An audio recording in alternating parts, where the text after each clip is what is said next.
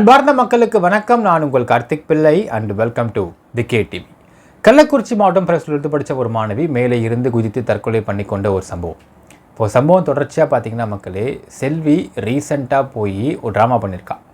அந்த ட்ராமா என்ன, அந்த ட்ராமா ஏன் பண்ணா அப்படிங்கிறத பற்றியும், அந்த ட்ராமாவுடைய பின்னாடி சொல்லி கொடுத்த அந்த நபர் யாருன்றதை பற்றியும், எல்லாத்துக்கும் மேலே இந்த கலவர வழக்கில் பிஜேபியை சேர்ந்த அண்ணாமலையும், இல்லை பிஜேபின்னு சொல்லலாம், பிஜேபியும் அதிமுக எடப்பாடி பழனிசாமியும் பண்ண மிகப்பெரிய தவறுகளை பற்றியும் டீட்டெயில்டாக பார்க்க போகிறோம் இந்த பதிவில்.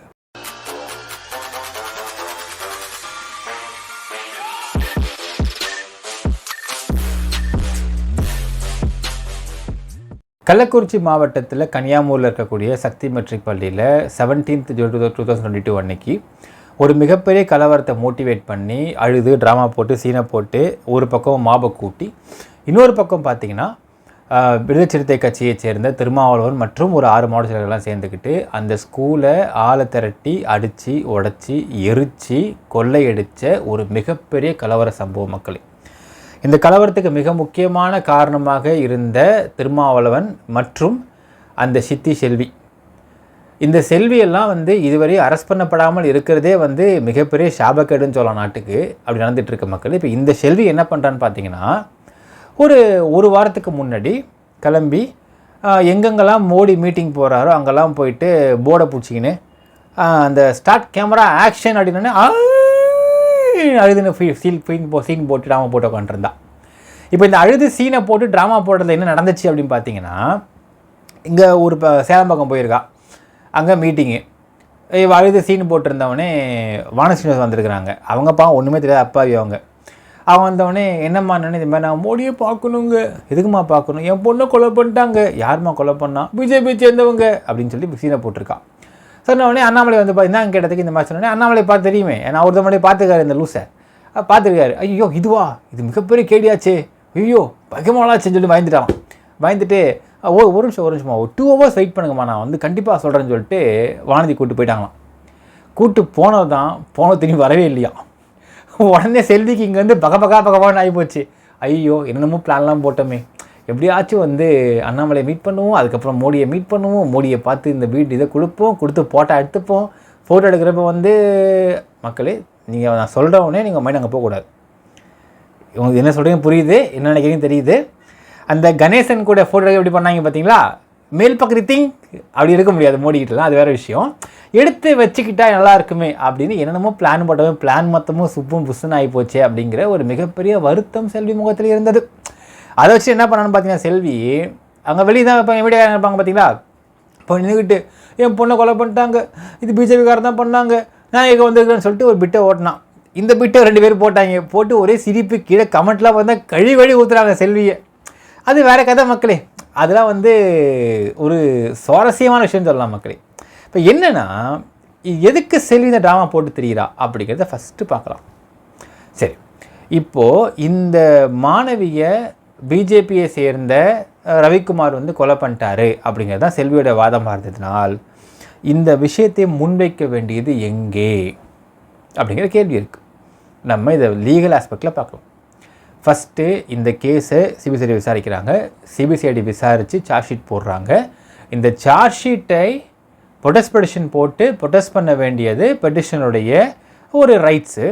அது பெட்டிஷன் போடுறா செல்வி. இதை போட்டு பார்க்குறா. இது ஒரு சின்ன ஆஸ்பெக்ட் இருக்குது மக்கள். என்னென்னு பார்த்தீங்கன்னா, சட்ட போராட்டம் பண்ணுவது என்பது வேறு, சட்டத்தில் இருக்க ஓட்டையை வச்சுட்டு கேஸை ட்ராக் பண்ணுவது என்பது வேறு. இப்போ செல்வி என்ன சொன்னான்னா, இது கொலை தான் பண்ணிட்டாங்க, ரேப் பண்ணி கொலை பண்ணிட்டாங்க, என்கிட்ட அவ்வளோ ஆதாரம் இருக்குதுன்னு சொல்லி வெளியே அவ்வளோ மீடியாவில் பேசி உலகிட்ட உட்காந்துருந்துச்சு இல்லையா. அப்போது அவ்வளோ ஆதாரம் இருக்குது அப்படின்னா இன்னொரு ரூல்ஸ் உள்ளே வந்தான் பாருங்கள், 300 ஓட்டக்குது அப்படின்னா, அது ஃபைல் பண்ணி ஓட்டையாக இருக்கும்யா, இல்லை 300 ஓட்டக்குது அப்படின்னா பார்த்தீங்களா. இப்போ 300 ஓட்டக்குது அப்படின்னா அந்த ஓட்டையை மென்ஷன் பண்ணி நீ ஏன் பெட்டிஷன் போடாமல் இருக்கிற அப்படிங்கிறது நமக்கு தோணுன ஒரு முக்கியமான ஒரு கேள்வி.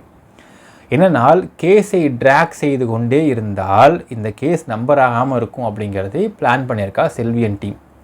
இதனை கோர்ட் எதிர்பார்க்கல. Court not leave as such. ஏன்னா கோர்ட் டைம் வேஸ்ட்டாக கோர்ட் விரும்ப மாட்டார்கள். இவன் இந்த கேஸை பெட்டிஷனாக இருக்கிறதுனால மட்டும்தான் லீனியன்ஸை கொடுத்துட்ருக்காங்க. பார்த்தாங்க, என்ன பண்ணிட்டாங்க, கோர்ட்டை மாற்றி விட்டாங்க.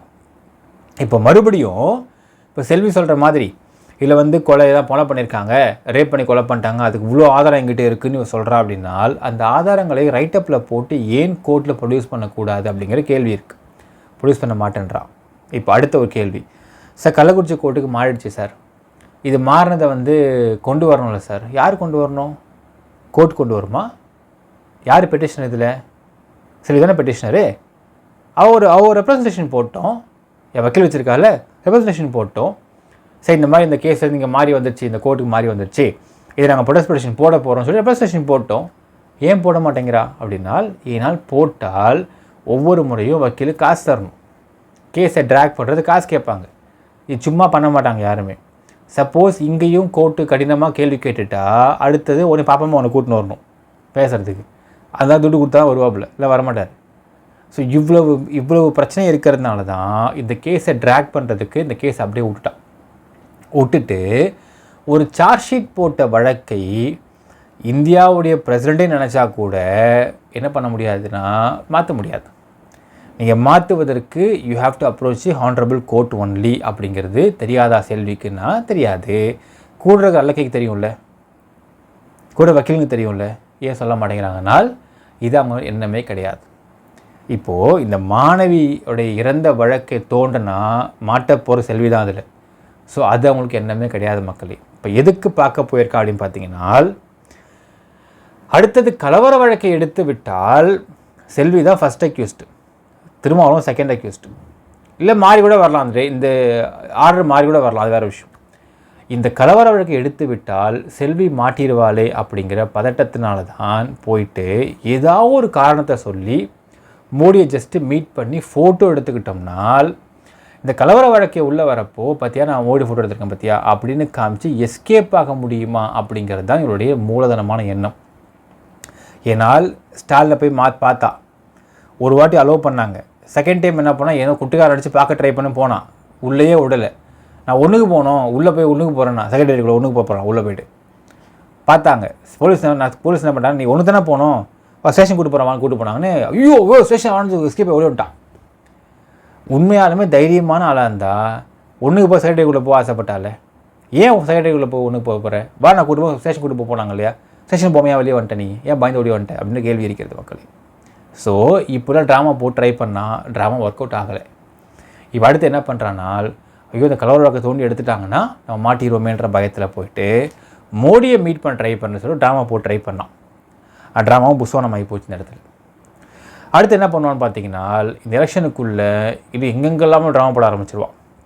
ட்ராமா போட்டு யாராக தலைவர்கள் வராங்களோ பிரச்சாரத்துக்குன்னு அங்கே போய் ட்ராமா போட்டு அவங்கள மீட் பண்ணி ஃபோட்டோ எடுத்துக்க இவள் எண்ணுவாள். இதில் மாற்று கருத்து கிடையாது. ஆனால் ஒரு விஷயம் தெரிஞ்சுக்கோங்கப்பா, எனி தலைவர்கள் எங்கே மீட்டிங் போட்டாலுமே இந்த செல்வின்ற ஒரு கேரக்டர் வந்து உங்கள்கிட்ட பேச ஆசைப்பட்டுச்சு அப்படின்னால், இப்போ சின்ன வீடியோ ஒன்று ப்ளே பண்ணுறேன், அந்த வீடியோ நீங்கள் பார்த்துட்டு வந்துடுங்க, அப்புறம் அந்த கதையை நான் சொல்கிறேன் உங்களுக்கு. வீடியோ பார்த்துருங்க.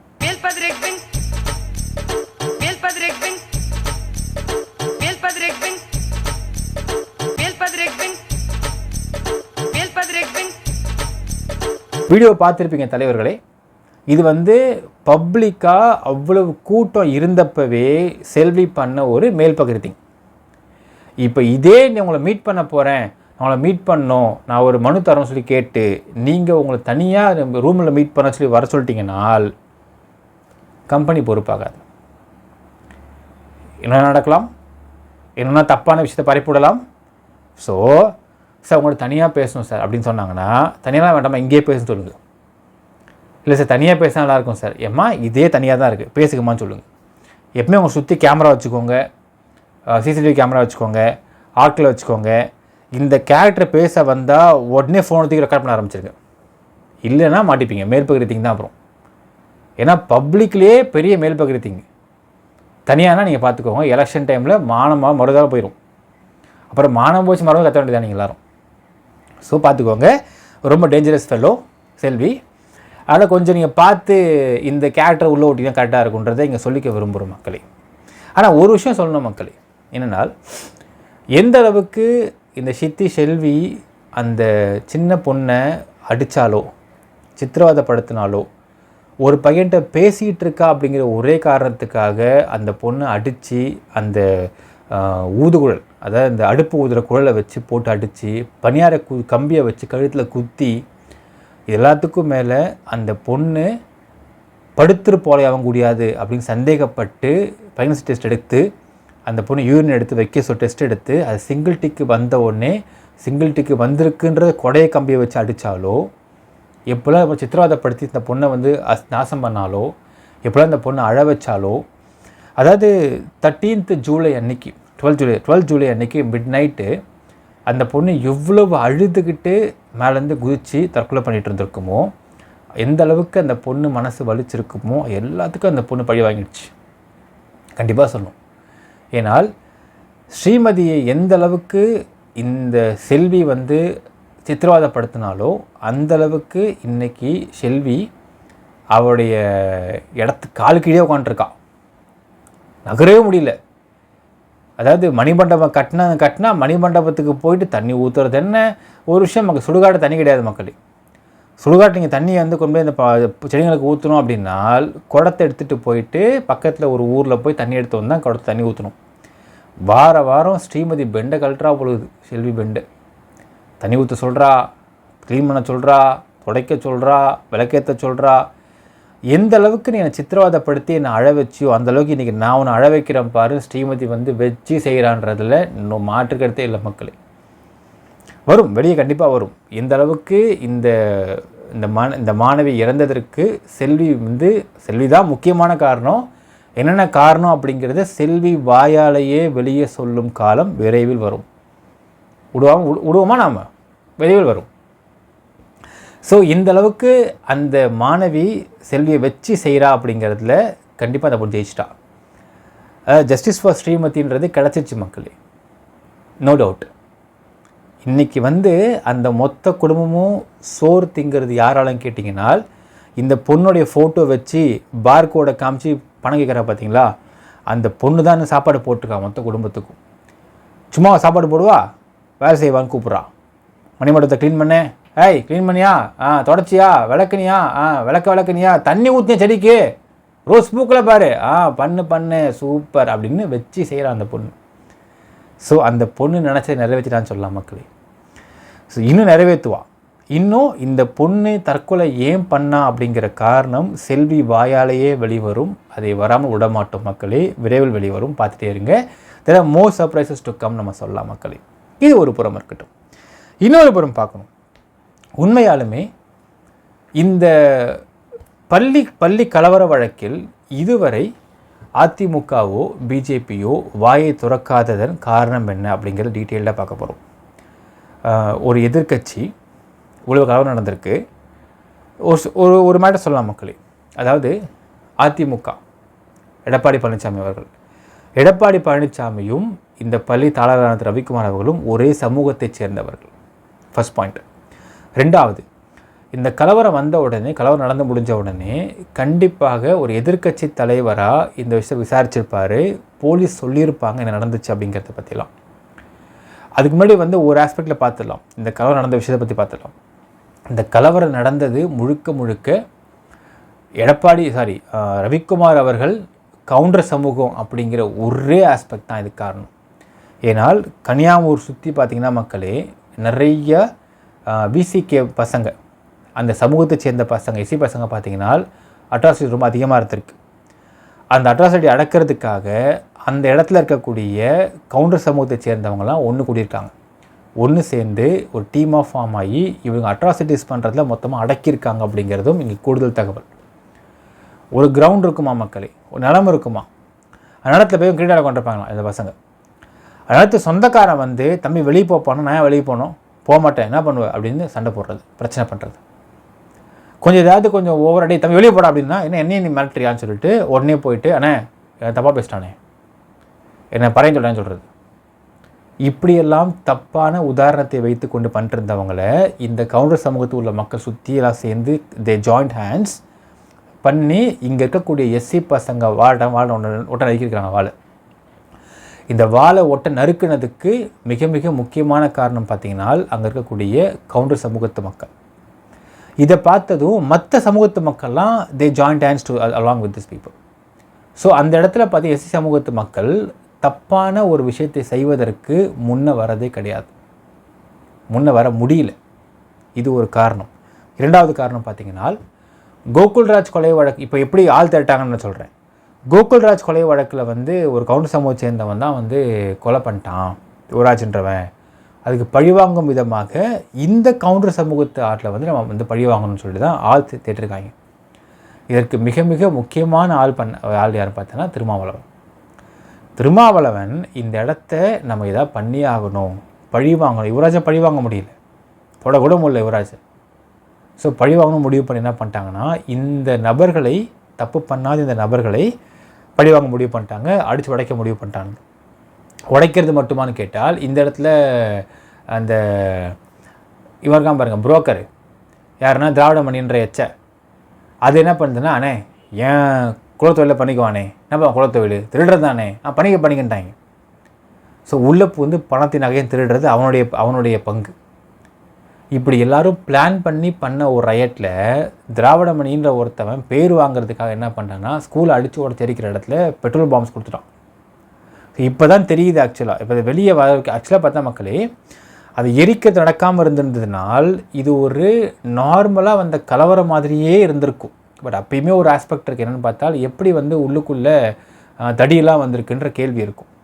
தடி வருது, கம்பு வருது, சுற்றி எப்படி வந்துச்சுன்ற கேள்வி இருக்கிறது. பட் இதை மக்கள் அப்படி புரிந்து கொண்டு இருந்திருப்பார்கள். எரிச்சதுக்கு அப்புறம் தான் ஒட்டு மொத்த பீப்புளுக்குமே திரும்புது என்னன்னா, எப்படா எரிக்க முடியும் அப்படின்னு தெரியுது. இதனை ரொம்ப ஈஸியாக புரிந்து கொள்ளலாம். ஏனென்றால் எடப்பாடி பழனிசாமி இருக்கிறப்போ தூத்துக்குடி கலவரம் வந்துச்சு, இதே மாதிரி பண்ணாங்க தூத்துக்குடி கலவரத்தை. ஸோ ஸ்டெர்லைட் கலவரத்தை இதே மாதிரி பண்ணப்பையும் the same modus operandi was followed. அப்போது இவர் ஈஸியாக தெரியும் யார் உள்ள புதுக்காகன்றது தெரியும். அப்போது இந்த விஷயத்தில் எடப்பாடி பழனிசாமி அவர்கள் அவர் சமூகம்னு பார்க்க வேண்டாம், ரவிக்குமார் அவர்களே அவருடைய ஒரு தொகுதின்னு பார்க்க வேண்டாம், எதுவுமே பார்க்க வேண்டாம். இப்படி ஒரு சம்பவத்தை எதிர்க்கட்சியில் இருக்கக்கூடிய கூட்டணி கட்சி பண்ணியிருக்காங்கன்ற தெளிவாக தெரிஞ்சிச்சு இல்லையா?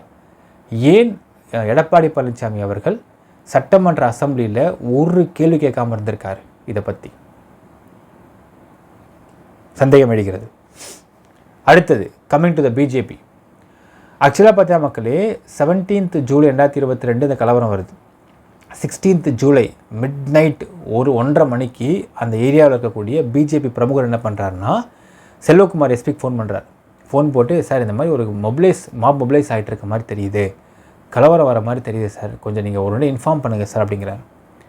அப்போ செல்வகுமார் சொல்கிறாராம், நீ யாரியா, எனக்கே என்கிட்ட இன்ஸ்ட்ரக்ஷன் கொடுத்துட்ருக்கியா, எனக்கு தெரியும், ஃபோனை வை அப்படின்னு பேசியிருக்கார். ஏன் இந்த பேச்சுன்னு பார்த்தீங்கன்னா, செல்வகுமாரும் திருமாவளவன் ஒரே சமூகம். So Thirumavalavan 15th Selvakumar inform பண்ணிட்டான்னு பார்த்தீங்கன்னா, கலவரம் பண்ண போகிறோம், நீ கண்டுக்காமல் இருந்துரு. அதே மாதிரி நெக்ஸ்ட் டே 17th அன்னைக்கு மார்னிங் 8:30 மணிக்கு சுமோ எடுத்துகிட்டு போயிட்டு அங்கே இருக்க எல்லா போலீஸ்கிட்ட லத்தியை வந்து வாங்கிட்டு போனது எஸ்பி செல்வகுமார். இது மட்டும் இல்லை மக்களே, இன்னொரு விஷயமும் இருக்குது. அதாவது சைலேந்திரபாபு அப்படிங்கிற ஒரு HOPF, அங்கே ஒரு இன்எஃபிஷியன்ட் HOPF இருந்ததுனால தான் இந்த கலவரத்துக்கு மிக முக்கியமான காரணம் ஒரு ஆஸ்பெக்ட் இருக்குது. என்னென்னு பார்த்தீங்கன்னா, 15th 15, 16 2 நாளில் பார்த்தீங்கன்னா 10 முறைக்கு மேல் இன்டெலிஜென்ஸ் டீம் வந்து ரிப்போர்ட் அனுப்புகிறாங்க. மாப் மொபிலைஸ் ஆகிட்டு இருக்கு சார், கலவரம் வர மாதிரி தெரியுது அப்படி அனுப்புகிறாங்க.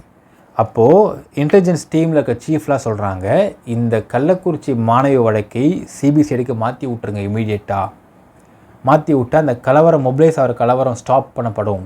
இதில் வந்து தப்பாக ஒரு மொபிலைஸ் ஆகிட்டு இருக்குன்றதை அப்பயே சொல்லியிருக்காங்க. இப்போது சிஎம் என்ன பண்ணுறாருன்னா, ஒரு விஷயம் தெரியும் மக்களே, intelligence chief minister of Tamil Nadu எல்லா ஸ்டேட்லேயும் பார்த்தீங்கன்னா டெய்லியும் 1 hour they will discuss on the state matters. இது ப்ரோட்டோகால். டெய்லியும் irrespect of any day, Sunday Saturday எதுவுமே இல்லை, அவங்க டெய்லி 1 hour உட்காந்து அவங்க பேசுவாங்க. ஏன்னால் இன்டெலிஜென்ஸ் டீம் அந்த டேயில் பண்ண மொத்த ப்ராசஸ் இன்ஃபார்ம் பண்ணுவாங்க சிஎம் கிட்ட. இது ப்ரோட்டோகால். ஒரு இன்டெலிஜென்ஸ் சீஃப் தான் ஒரு நாட்டுடைய மொத்தத்தையும் உருவாக்குறது, நிர்ணயம் பண்ணுறது. அதாவது இன்றைக்கி ஒரு சீஃப் மினிஸ்டர்கிட்ட, சார் இந்த அமைச்சரை தூக்கிடுங்க சார், பிரச்சனை வர மாதிரி இருக்குன்னு தெரிஞ்சால் அமைச்சர் தூக்கிடுவார் சிஎம். ஒரு நாட்டோட இன்டெலிஜென்ஸ் சீஃப் கிட்ட தான் எல்லா பவருமே இருக்கும். அதான் பார்த்தா தெரியும் மக்களே, இன்டெலிஜென்ஸ் சீஃப் இருந்த டேவிட்சன் ஐபிஎஸ் அவர்களை பற்றி எல்லா முக்கியமாக இந்த எதிர்க்கட்சி சவுஷங்கள்லாம் பார்த்தீங்கன்னா குறை சொல்லிட்டே உட்காந்துருப்பான். ஏனால் அவன் நினைத்த ஒரு ப்ராக்ரஸ், அவன் நினைத்த ஒரு டிரான்ஸ்ஃபர்ஸ், அவன் நினைக்கக்கூடிய அந்த ஒரு ஒரு எந்த விதமான போஸ்டிங் எதுவுமே இன்டெலிஜென்ஸ் சீஃபை மீறி பண்ண முடியாது. அண்ட் டேவிட்சன் ஐபிஎஸ் அவர்கள் அதில் ரொம்ப ஸ்ட்ராங்காக இருந்திருக்காரு. He is very straight forward person. So அவர் சொல்கிறாரு, சார் இந்த மாதிரி பாம்பு விசார மாதிரி இருக்குது. ஸோ இந்த மாணவி இறந்த வழக்கை சிபிசிஐடி மாதிரின்னு சொல்கிறார். அப்போ அவர் என்ன பண்ணுறாருனா, சிஎம் அவர்கள் ஹீ இஸ் ஆஸ்கிங் ஹெச்ஓபிஎஃப் என்ன பண்ணுறாருனா, he is asking the SP of Kallakurichi Selvakumar. Already Selvakumar correct பண்ணப்பட்டாச்சு. அவர் என்ன சொல்கிறாரு, nothing sir, everything sir control அப்படிங்கிறார். எல்லாம் கண்ட்ரோலில் இருக்குதுன்னு சொன்னதை நம்பி இந்த வார்த்தை அங்கே சொல்கிறார். அதெல்லாம் ஒன்றும் இல்லை சார், நத்திங் பார்த்துக்கலாம் சார்ன்றாரு. யாருன்னா சேந்திரபாபு அவர்கள். சொன்ன மாதிரியே கலவரம் செய்யப்பட்டது. சரி, இப்போ இது எல்லாமே பிஜேபியோடைய தலைவர் அண்ணாமலைக்கு தெரியாதான்னு கேட்டால் கண்டிப்பாக தெரியும். ஏனென்றால் 2 ஆஸ்பெக்டில் இருக்குது. 16th ஜூலை அன்னைக்கு மிட் நைட்டில் 2 மணிக்கு செல்வகுமார் ஃபோன் போட்டு பேசினது ஒரு பிஜேபி பிரமுகர். அதன் பிறகு அந்த செல்வகுமார் பேசின அந்த ஆடியோ முதல் கொண்டு எஸ்ஐடி கேப்சர் பண்ணி கொண்டு போய் சிஎம்கிட்ட போட்டு காட்டுறாங்க. செல்வகுமார் மாற்றப்படுகிறார் இமீடியட்டாக, அலாங் வித் ஸ்ரீதர் ஐஏஎஸ் அவர்கள். ஸோ இது எல்லாமே பிஜேபி ஹெட்டுக்கும் தெரியும். 1. 2வது, அண்ணாமலை ஆடு மேய்ச்சவங்க கிடையாது. ஒரு ஐபிஎஸ் ஆஃபீஸராக இருந்து வெளியே வந்தவர். ஐபிஎஸ் தெரியாதா என்ன மாற்றுதுன்னு? இதுவரையில் அண்ணாமலை குரல் கொடுக்கவே இல்லை இந்த கலவரத்தை பற்றி. ஏன்? 2 விஷயம் தான் மக்களே. அதிமுகவை பொறுத்தவரைக்கும் என்னன்னால், let's take both the people, AIADMK and BJP 2 பேருமே ஒரே சமூகத்தை சேர்ந்தவங்க தான். அண்ட் ரவிக்குமார் அவர்கள் இந்த கள்ளக்குறிச்சி ஸ்கூலுடைய ஓனர், அவரும் ஒரே சமூகம் தான். எல்லாம் கவுண்டர் சமூகம் தான். ஒரு கவுண்டர் சமூகத்தில் இந்த அளவுக்கு சமூகத்துக்கு ஓர வச்சிடலாம் ஒரு பக்கம். But still I'm telling you, ஒரு கவுண்டர் சமூகத்தில் இருக்கவங்க ஏன் சமூகத்தை பற்றி பேசிகிட்டு இருக்கோனால், ஒரு சமூகத்தில் உள்ளவங்க தெல் பி க்ளோஸ் ரிலேட்டடாக இருப்பாங்க, கனெக்டடாக இருப்பாங்க. ஸோ அவங்க ஒருத்தர் பேசிக்கிறதுக்கான ஒரு வாய்ப்புகளும் ஒரு கனெக்டிவிட்டி ரொம்ப ஈஸியாக இருக்கும்னு நான் சொல்ல வரேன் இந்த விஷயத்தை பற்றி. சரி, ஒரு பக்கம் எல்லாம் ஒரே சமூகம் அப்படிங்கிறது ஒரு பக்கம் இருந்தாலும், இன்னொரு பக்கம் பார்த்திங்கன்னா பிஜேபி பொறுத்தவரைக்கும் என்னென்னால், இன்றைக்கி நாம் எதிர்த்து இதை குரல் கொடுத்துட்டோம் அப்படின்னால், கண்டிப்பாக ஒரு எதிர்க்கட்சி எதிர்த்து குரல் கொடுத்துட்டாங்கன்னால் சிஎம் ஆக்ஷன் எடுத்தே ஆக வேண்டும். ஏன்னால் எல்லா ப்ரெஸ்ஸும் போடாத பேச ஆரம்பித்தவங்க அதை பற்றி. ஆக்ஷன் எடுக்கிறப்போ விசிகேவை இதில் அக்யூஸ்டுன்றதை கன்ஃபார்ம் ஆகிடும். அப்படி ஆகிடுச்சுனால் அடுத்தது எலெக்ஷன் வர சமயத்தில் சப்போஸ் விசிகே வெளியேறி நம்மக்கிட்ட அவங்க கூட்டணிக்கு வராமல் போய்ட்டு என்ன பண்ண முடியும் அப்படிங்கிற ஒரு கம்ப்ளீட் ஓட் பேங்க் பாலிடிக்ஸ்க்காக மட்டுமே இந்த வேலையை செய்யவில்லை Annamalai. Let's come to the Edappadi Palaniswami. இபிஎஸ்ஸை பொறுத்தளவுக்கும் த சேம் ஸ்டாண்ட் தான். என்னன்னால், நாளைக்கு ஏன்னா இப்போ அடுத்தது இந்த 2024 எலெக்ஷனை பொறுத்தளவு பார்த்தீங்கன்னா இதுதான் அவருடைய ப்ரூவிங் பாயிண்ட் எலெக்ஷனாக இருக்க போகுது இபிஎஸ்க்கு. ஏன்னால் போன 2021 வரைக்கும் பார்த்தீங்கன்னா இபிஎஸும் ஓபிஎஸும் ஒன்றா இருக்கிறாங்க. ஓபிஎஸ் பிரிஞ்சு போயாச்சு. இப்போ இபிஎஸ் தனியாக நின்று எலெக்ஷனை ஃபேஸ் பண்ணி ஆகணும். இந்த சமயத்தில் விசிகே சப்போஸ் பிரிஞ்சு நம்மக்கிட்ட வராங்கனால் அவங்க நம்மக்கிட்ட வராமல் போயிடக்கூடாதுன்றதுனால இவரு வாயை திறந்து பேசவே இல்லை. யோசிச்சு பாருங்கள் மக்களே, தப்பே நடக்காத திமுகவுடைய கருணாநிதி வீட்டுடைய மகன் மருமகள் வழக்கை பற்றி அவ்வளவு குரல் கொடுத்த இதே இபிஎஸ் தான் தப்பு நடக்கலைன்னு வெளியே வந்ததுக்கு அப்புறமும் கண்டன ஆர்ப்பாட்டம் அறிவித்த இதே இபிஎஸ் தான் வாயை திறந்து ஒரு வார்த்தை இதை பற்றி பேசவே இல்லை, தப்பு நடந்திருக்கிற கலவரத்தை பற்றி. Same thing with Annamalai also. அப்போ இவர்களெல்லாம் ஒரு மாற்று அரசியல் பண்ண போகிறாங்க நாட்டில் அப்படிங்கிற ஒரு பெரிய கேள்விக்குறி இருக்கிறது. ஒரு விஷயம் மக்கள் இதில் இன்னொரு ஆஸ்பெக்ட்லையும் பார்க்கணும். என்னென்னால், இந்த இடத்துல திமுகவை சேர்ந்த எம்கே ஸ்டாலின் பண்ணது மிகப்பெரிய தவறு. ஒரு துரோகியை கூட வச்சுக்கிறது மிகப்பெரிய தவறு. ஆனால் இப்போ ஒரு பொலிட்டிக்கல் ஆஸ்பெக்ட் யோசிச்சு பாருங்களேன். எதிர்க்கட்சி வாய்வே திறக்கலை, எதுவும் பேச மாட்டேன்றாங்க. அப்படிங்கிறப்போ இந்த இடத்துல இவங்களே தன்னுடைய கூட்டணி கட்சியில் இருக்கிறவங்க தப்பு பண்ணிட்டாங்க அப்படிங்கிற விஷயம் எக்ஸ்போஸ் பண்ணாமல் அப்படியே மூடி அமுக்க பார்த்திருக்கிறார்கள் அப்படிங்கிறதும் இங்கே வெட்டவச்சமாக தெரியுது. Suppose it's a good chance for EPS and Annamalai. எதற்கென்றால் திமுகவுடைய கூட்டணி கட்சியை எக்ஸ்போஸ் பண்ணுறதுக்கு குட் சான்ஸ். ஆனால் எக்ஸ்போஸ் பண்ணிட்டா நமக்கு ஓட் பேங்க் கூட வராமல் போயிடுமோ அப்படிங்கிற ஒரு பயத்திலேயே எக்ஸ்போஸ் பண்ணாமல் இருந்திருக்கிறாங்க. சப்போஸ் இவர்கள் ஓட்டு வங்கி, இது ஓட் பேங்க் அப்படிங்கிறத நினைக்காம, பா இது வெல்ஃபேர் ஆஃப் தி பீப்புள்ப்பா, இன்னைக்கு கூட்டணி கட்சியில் உள்ளவனையே இப்படி பண்ணிட்டானுங்க. ஏன்னால் ஈக்காவை எடுத்துக்கலாம். ஈக்கா குடும்பத்தை நாசம் பண்ணானுங்க. இதே மாதிரி பொய்யான புகழுக்கு நாசம் பண்ணானுங்க. அதுக்கு முன்னாடி இப்போ கலவரம் பண்ணானுங்க. கலவரம் பண்ணுறப்பையும் இதே மாதிரி கவுண்டர் சமுதாயம் கலவரம் பண்ணிட்டாங்க. இது இந்த ஆளுங்கட்சியே பண்ணிட்டானுங்க. நாளைக்கு எதிர்கட்சியாக வந்தால் இதை நம்ம பண்ண மாட்டாங்களா, செய்ய மாட்டாங்களா அப்படிங்கிற எண்ணம் கொஞ்சமாவது இரண்டு கட்சிக்காரருக்கும் இருந்திருந்ததுனால் குரல் கொடுத்துருப்பாங்க எதிர்த்து. அது யோசிச்சு பாருங்கள் மக்களே. ஒரு பக்கம் அதாவது 2022 ஜூலைக்கு அப்புறம் பார்த்தீங்கன்னா ஏகப்பட்ட அசம்பிளி நடந்துட்டு இருந்துச்சு. ஏகப்பட்ட அசம்பிளியில் ஒரு நாள் இல்லை ஒவ்வொரு நாளும் குரல் கொடுத்துருந்தாங்கனால் MK Stalin would have thought, ஐயையோ இவனை கூட வச்சுருந்தா நம்ம கட்சி பேர் மொத்தமாக கெட்டு போயிடும் முடிவு பண்ண பண்ணிருப்பார்னால் தூ சொல்லியிருப்பார். சொல்லியிருந்தாங்கனால் திருமாவளவன், செல்வி, திராவிடமணி எல்லாரும் எப்பயோ அரெஸ்ட் ஆகியிருப்பாங்க by the state government itself. அப்போது அது மக்களுக்கு எவ்வளோ பெரிய விடுகாலமாக இருந்திருக்கும். இன்ஃபேக்ட் மக்களே, இந்த கலவர வழக்கில் திருமாவளவனை தூக்கியிருந்தாங்கன்னு வச்சுக்கோங்களேன், ஈகருணாநிதி அப்படிங்கிற அந்த ஒரு வழக்கே இருந்திருக்காது. ஏன்னா தப்பே பண்ணாமல் ஒரு தலித் பொண்ணு அழுதான்ற ஒரே காரணத்தை வச்சுக்கிட்டு இவங்க இவ்வளவு ப்ளே பண்ணியிருக்காங்கனால் எவ்வளோ பெரிய கிருமிகள் இவர்கள் அப்படிங்கிறத நீங்கள் பார்க்கணும். அப்போது இந்த இடத்துல ஸ்டாலின் பண்ணது தப்பு அப்படிங்கிற பட்சத்துலையும் தப்பு தான், ஸ்டாலின் பண்ணது தப்பு அப்படிங்கிற பட்சத்தில் அது ஈக்குவலாக இவங்களும் தப்பு பண்ணிட்டாங்க. இபிஎஸ் அண்ட் அண்ணாமலை வெறும் ஓட் பேங்கை மட்டும் வச்சுக்கிட்டு, ஓட் பேங்கை மட்டும் பார்த்துக்கிட்டு ஒரு தப்பை எதிர்த்து கொலை கொடுக்காமல் இருந்துட்டு இன்றைக்கி அந்த தப்பு வளர்ந்து நின்று இன்றைக்கி இந்த அளவுக்கு சொந்த கட்சியிலே தப்பு பண்ணிகிட்ருக்கு அப்படின்னால் எந்த அளவுக்கு ஸ்டாலின் லீனியன்சி கொடுத்தாரோ அதே அளவுக்கு இந்த தப்பை வளர விட்டதும் தப்பு தானே மக்களே. இபிஎஸ் பண்ணது, அண்ணாமலை பண்ணதும் மிகப்பெரிய தவறு. அப்போது உங்களுக்குலாம் ஓட் பேங்க் மட்டும்தான் முக்கியன்றது எவ்வளோ அழகாக தெரியுதுங்கன்றதை பார்த்துக்குங்க. மக்களுடைய நலன் முக்கியமே உங்களுக்கு கிடையாது. ஓகே, யார் முட்டாள் தெரியுங்களா? பள்ளித்தரப்பு தான். பள்ளித்தரப்பு தான் மிகப்பெரிய முட்டாளாக்கப்பட்டு கொண்டிருந்தார்கள். அதாவது இவங்க பள்ளித்தரப்பு எல்லாரையும் நம்பினாங்க. போலீஸ் நமக்கு உண்மையை சொல்லிடுவாங்க நம்பினாங்க. கடைசி வரை உண்மையை வெளிக்கொண்டு இன்னும் செல்வியை அரெஸ்ட் பண்ணித்துக்கு உள்ளே போடல, திருமாவளவன் அரெஸ்ட் பண்ணித்துக்கு உள்ளே போடல. They believe so much on Stalin முதலமைச்சரை. யோசிச்சு பாருங்கள் மக்களே, ஒருத்தவங்களுடைய ஒட்டு மொத்த ப்ராப்பர்ட்டியும் எரிஞ்சது மட்டும் இல்லாமல் நல்ல பேர் போச்சு, கெட்ட பேர் உருவாக்குனானுங்க. சரி, கலவரம் முடிச்சு அமைதியாக இருந்தாங்களா? அது கிடையாது. கலவரம் முடித்ததுக்கு அப்புறம் தான் இந்த புலனாய்வு பூநகரம் பாருங்கள், ஃப்ராடு பிரகாஷ் உள்ளே வந்தான். நக்கீரன்ற ஃப்ராடு டீம் உள்ளே வந்துச்சு. உள்ளே எவ்வளவு தப்பை மாற்றி மேனிபுலேட் பண்ணி எவ்வளவு கிரியேட் பண்ணாங்கன்னு நமக்கு தெரியும். Full creations. அதுக்கு பிறகு போலீஸோடைய ஐஜி லெவலில் கூப்பிட்டு நக்கீரன் கோபாலை ஒரு திட்டினாங்க, மிரட்டாங்க.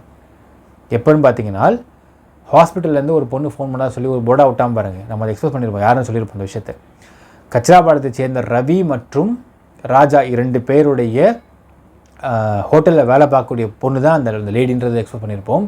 அதற்கு பிறகு போலீஸ் கூட்டி ஒரு மிரட்டினாங்க.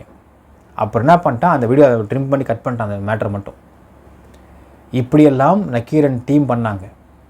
அதாவது கலவரத்திற்கு பின்பு இவர்கள் செய்த ஒட்டு மொத்தமும் கம்ப்ளீட் டிசாஸ்டர். அது மட்டுமா, இந்த பிரகாஷ் சொன்ன வேலையால் அங்கே ஒரு பார்ட்டி நடந்துச்சு நைட்டு. அந்த பார்ட்டிக்கு இபிஎஸ் கலந்துக்கிட்டாரு. இபிஎஸ் சின்ன பொண்ணை செக்ஸுக்கு கேட்டார், அதை அவங்க சப்ளை பண்ணாங்கன்னு ஒரு வேர்டை விட்டான். இதை கேட்டதுக்கு பிறகுமா இபிஎஸ் சொர்ணம் இல்லை, ரோஷம் இல்லையா அப்படின்னு தோணுது. அடுத்தது பார்த்தீங்கன்னா, கலவரத்தை பண்ணதே பிஜேபி தான் அடுத்த ஒரு போர்டாக விட்டான். இவங்க கேட்டுமா பிஜேபிக்கு சொர்ணம் இல்லை, அண்ணாமலைக்கு சொர்ணம் இல்லை அப்படின்னு கேட்க தோணுது. சொரணை இல்லாமல் தான் இருந்திருக்கிறார்கள். எதுக்குனால் அந்த ஓட்டுக்காக. அப்படின்னால் முட்டாளாக்கப்பட்டது எவ்வளோ யாருன்னு பார்த்தீங்கன்னா ரவிக்குமார் அவர்கள் மட்டும்தான். He was made as a fool by everyone in the state. Everyone. ஆளுங்கட்சி, எதிர்கட்சி, காவல்துறை எல்லாரும் முட்டாளாக்கினாங்க அவங்கள. ஸோ ரவிக்குமாரும் திரும்ப சாந்தி ரவிக்குமாரும் இந்த இடத்துல எல்லோரும் நம்பி நம்பி நம்பி நம்பி ஏமாந்துட்டு இருந்தாங்க. நாம் விடமாட்டோம் மக்களை. விடுவோமா? நாம் விடமாட்டோம் இல்லைங்களா? இந்த விஷயம், இந்த கலவர வழக்கு இது என்னென்ன மாதிரி நிலைமைக்கு போய் நிற்குன்றதை பாருங்கள். இந்த கலவர வழக்கில் செல்வி, திருமாவளவன், திராவிடமணி 3 பேரும் கண்டிப்பாக அரெஸ்ட் ஆவாங்க. அதோடு நம்ம ஓய மாட்டோம் மக்களே. மோர் சர்ப்ரைஸ் ஆர் வெயிட்டிங் ஃபார் யூன்னு சொல்லலாம். என்ன நினைக்கிறீங்கிறது கமெண்ட்டில் மென்ஷன் பண்ணுங்கள். நன்றி, வணக்கம்.